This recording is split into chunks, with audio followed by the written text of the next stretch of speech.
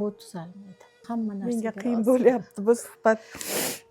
Butun dunyoda epidemiya bo'lgan autizm, kontakt yo'q bo'lib qoladi, ismiga reaksiya birinchi yo'q bo'ladi. Bugun aytyaptilar-da menga.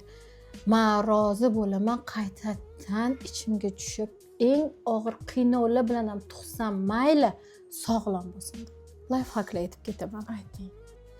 Yomon inson yo'q. Yo'q. Yomon bola yo'q. Zarlmi yozishni bildim, bilasizmi? Hozir soppa sog'lom. Sog'ayib ketgan. Bolaga predmet mashinada o'shaganingizda shu 3 oylik bola predmetga qarab turib qo'lini cho'zadi. Shukronasiga farzandingizni urishdan o'zingizni tiya olmaysiz. Irgansa xuddi yuqib qoladi. Borda shunaqa vaziyatlar. Ona solishtiradi bolasini. Sog'lom bolalar bizdan bolalarni qabul qilsa, bizdan o'quvchilarimiz sog'lom bo'lib ketadi. Siz ixlosingiz mo'jiza bo'ladi, lekin dori emas.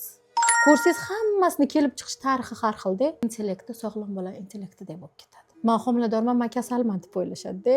1 sekund ko'zga qaraganiga yig'lashadi. Ovoziga biz raqsga tushamiz.